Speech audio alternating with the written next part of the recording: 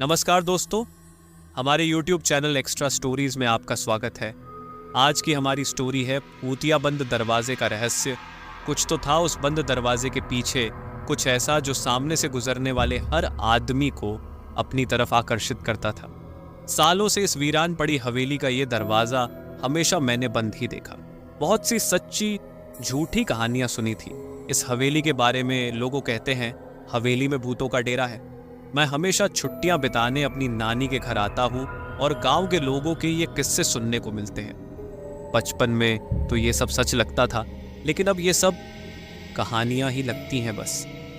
एक दिन मैंने अपनी नानी से हवेली के बारे में पूछा। पहले तो नानी हवेली के नाम से ही डर गई, लेकिन जिद करने पर उन्होंने बताया कई साल पहले वो हवेली बहुत ही संपन्न हुआ करती थी। सारी खुशियां थी वहां। हवेली के बड़े ठाकुर बहुत ही दयालु थे। पूरे गांव में उनका सम्मान था। कुछ दिनों बाद उनके छोटे बेटे की शादी हुई। नई बहू के पहली बार ससुराल आते ही हवेली के दिन फिर गए। हवेली में कदम रखते ही कुत्तों के रोने की आवाजें गूंजने लगी। लोगों ने इसे महज संयोग समझ के भुला दिया। नई बहू देखने में बहुत सुंदर थी। प्रेम विवाह हुआ था दोनों का। असल में छोटे ठाकुर एक बार जंगल गए थे शिकार पर। वहीं उनकी मुलाकात नई बहू से हुई और वो उनके प्रेम जाल में पड़ गए। कौन जानता था नई बहू कोई सामान्य कन्या नहीं, बल्कि एक डायन है जो अपने शिकार को प्रेम जाल में फंसा के अपना काम करती है। विवाह के 2 दिन बाद ही बड़े ठाकुर चल बसे। साथ ही हवेली की रौनक भी चली गई। अब तो अक्सर ही कुछ ना कुछ अनहोनी होती रहती। नई बहू की हरकतें भी छोटे ठाकुर को खटकने लगी थी। उसने बहू पे नजर रखनी शुरू कर दी और एक रात छोटे ठाकुर ने उसे काला जादू करते देख लिया। दोनों में कहा सुनी हुई छोटे ठाकुर ने वहां बड़े चाकू से नई बहू को मार डाला और अपने बाकी परिवार के साथ उस गांव को छोड़ के चला गया। बस तब से वो हवेली बंद है। लोग कहते हैं नई बहू की आत्मा आज वहां रहती है। अगली सुबह मैंने मन बना लिया हवेली जाने का। मुझे देखना था जो कहानी लोग सुनाते हैं उसमें कितनी सच्चाई है। इस काम में साथ देने के लिए मैंने अपने भाई को भी साथ कर लिया। शाम को मौका पाकर हम हवेली पहुंचे। हवेली के डर की वजह से इस रास्ते पर लोगों का आना जाना भी कम ही था। ढलते सूरज की रोशनी में ये वीरान हवेली और भी भयानक लग रही थी। मैन दरवाजा खुला ही रहता था। हम अंदर गए। छोटा सा बगीचा था जो अब झाड़ियों से भरा हुआ था। बागीचा पार करके हम हवेली तक पहुंच गए।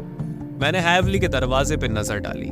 एक अजीब सा एहसास हुआ। ऐसा लग रहा था जैसे कोई कह रहा हो वो दरवाजा खोल दो। हम दोनों ने एक दूसरे को देखा, फिर अंदर जाने का फैसला किया। दरवाजे पे एक पुराना ताला लगा था जिसे कुछ अभिमंत्रित धागों से बांधा हुआ था। तभी पीछे से आवाज आई थी, हटो। मैंने मुड़ के देखा। मेरा भाई राघव बड़ा सा पत्थर लेकर ताला तोड़ने को खड़ा था। मैं जल्दी से सामने से हट गया। 2-3 बार प्रयास करने के बाद ताला टूट गया।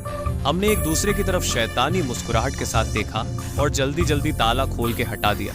फिर मैंने दरवाजे को धक्का दिया और दरवाजा एक डरावनी आवाज के साथ खुल गया। दरवाजा खुलते ही हमारी आंखों में चमक आ गई। हमने हवेली में धीरे धीरे आगे बढ़ना शुरू किया। जैसे ही हम अंदर गए दरवाजा अपने आप ही बंद हो गया। ये देख मेरा भाई थोड़ा डर गया। मैंने उससे कहा कि शायद पुराना दरवाजा है इसलिए ऐसा हुआ है। हमने हमारे बैग से टॉर्च निकाली और आस पास का मुआयना शुरू किया। हवेली सालों से बंद होने के कारण पूरी तरह से धूल से भरी हुई थी। जगह जगह पर मकड़ी के जाले थे। वो हवेली जितनी सुंदर थी उतनी ही डरावनी थी। हम इस समय हॉल में खड़े थे। सामने ऊपर जाने के लिए सीढ़ियां बनी हुई थी और चारों तरफ गलियारा और कमरे थे। दीवारों पर जानवरों के सर लगाए हुए थे जो उस समय और भी डरावने लग रहे थे, लेकिन भूत जैसा अभी तक कुछ भी नहीं दिखा। हमने फैसला किया कि हम पूरी हवेली घूमेंगे। हम दोनों अलग अलग कमरों में जाकर देखने लगे। 2-3 कमरों की खाक छानने के बाद मैं ऊपर की तरफ बढ़े। मैं ऊपर के गलियारे में आगे बढ़ ही रहा था कि एक आवाज आई, ठक ठक। मैं चौंक गया। मैंने आवाज की दिशा में आगे बढ़ना शुरू किया। थोड़ा और आगे जाने पर मुझे एक परछाई दिखी जो एक पल में ही पास वाले कमरे में चली गई। मुझे लगा शायद राघव है। मैंने आवाज लगाई, राघव गया तुम हो वहां? तभी नीचे से राघव की आवाज आई, हाँ क्या हुआ भूत? देख लिया क्या जो चिल्ला रहे हो? मैंने नीचे झांक कर देखा तो राघव नीचे खड़ा था। मैंने बस ना में सर हिलाया और धीरे धीरे उस कमरे की तरफ बढ़ने लगा। कमरे का दरवाजा हल्का सा खुला था। मैंने धीरे से दरवाजा खोला और अंदर गया। चारों तरफ टॉर्च की रोशनी डाली, लेकिन कोई भी नजर नहीं आया। मुझे लगा शायद भूत देखने का विचार दिमाग में कुछ ज्यादा ही हो गया है, इसलिए वहम हो रहे हैं। मुझे वो कमरा बाकी कमरों से थोड़ा अलग लगा। एक अजीब सा भारीपन था वहां। उस कमरे में अलग ही ठंडक थी। तभी मेरी नजर दीवार पे लगी तस्वीर पे गई। एक कपल की पेंटिंग थी वो। एक लड़का जो कुर्सी पे बैठा था और उसके बगल में एक सुंदर सी लड़की खड़ी थी। एक अलग ही तेज था उसके चेहरे पे, आंखों में चमक मानो अभी बोल पड़ेगी। नागिन जैसी काली लंबी छोटी गोरा रंग, तीखे नैन नक्श। शायद ये वही थी नई बहू। अजीब सी बेचैनी होने लगी। मुझे ऐसा लग रहा था जैसे कोई घूर रहा हो मुझे। मैं जल्द से जल्द वहां से निकलना चाहता था। जैसे ही मैं बाहर जाने के लिए मुड़ा, दरवाजा जोरदार आवाज के साथ बंद हो गया। मैं पूरी तरह सकपका गया। मैंने दरवाजा खोलने की कोशिश की, तभी कमरे में एक तीखी कनफोट हंसी गूंजने लगी। मेरा डर से गला सूखने लगा। हंसी की आवाज इतनी तेज थी कि मैंने अपने कान बंद कर लिए। थोड़ी ही देर में सब शांत हो गया और वो दरवाजा भी अपने आप खुल गया। मैं जल्दी से कमरे से भागा और राघव को ढूंढने लगा। मैं बस उस हवेली से जल्द निकलना चाहता था। मैं सीढ़ियों से उतरता हुआ नीचे आया और राघव को आवाज दी, लेकिन कोई जवाब नहीं आया। मुझे अब चिंता होने लगी। मैंने उसे हर संभव जगह पर ढूंढा, लेकिन वो नहीं मिला। तभी अचानक ऊपर से आवाज आई, बचाओ बचाओ। मैं जल्दी से ऊपर की तरफ भागा, लेकिन ऊपर कुछ भी नहीं था। आवाज आनी भी बंद हो गई। मैंने डरते डरते आवाज दी, राघव क्या तू यहाँ है? भाई मजाक मत कर, हमें निकलना है अब यहाँ से। लेकिन कोई जवाब नहीं आया। अब तो मैं और भी डर गया। मैं गलियारे में आगे बढ़ ही रहा था, तभी मेरे दाई तरफ के गलियारे से आवाज आई। वहां काफी अंधेरा था।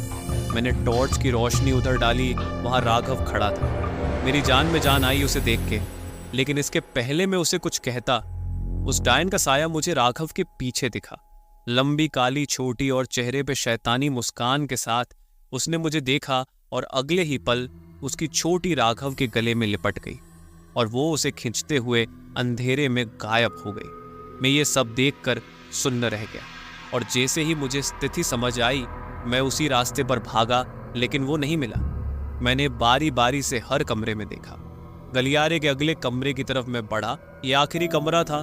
दरवाजा बंद था। मैंने उसे धकेला, लेकिन वो नहीं खुला। मैंने अपनी पूरी जान लगा के दरवाजे को धक्का दिया और दरवाजा एकदम से खुल गया और मैं नीचे गिर गया। मैं जल्दी से उठा। बहुत हैरानी की बात थी, पूरी हवेली में अंधेरा था, लेकिन ये कमरा रोशन था। इस कमरे की हालत देख के ऐसा बिल्कुल भी नहीं लगता कि ये कई सालों से बंद है। एकदम साफ सुथरा कमरा था ये। कमरे में एक अलग ही ठंडक थी। मैंने कमरे में चारों तरफ देखा, कुछ नहीं दिखा। तभी एक जोर की आवाज आई। मैंने पलट के देखा, एक छोटा सा संदूक गिरा हुआ था। मैंने उसे उठाया। उसमें कुछ तस्वीरें थी। एक आदमी की सफेद कुर्ता धोती पहने अपनी मूंछों को ताव देते हुए। शायद ये तस्वीरें बड़े ठाकुर की थी। तस्वीरों के साथ में एक चिट्ठी भी थी। मैंने उसे पढ़ना शुरू किया। माननीय ठाकुर, मान सिंह जी, आपका शक एकदम सही निकला। आपके छोटे भाई की पत्नी एक डायन है।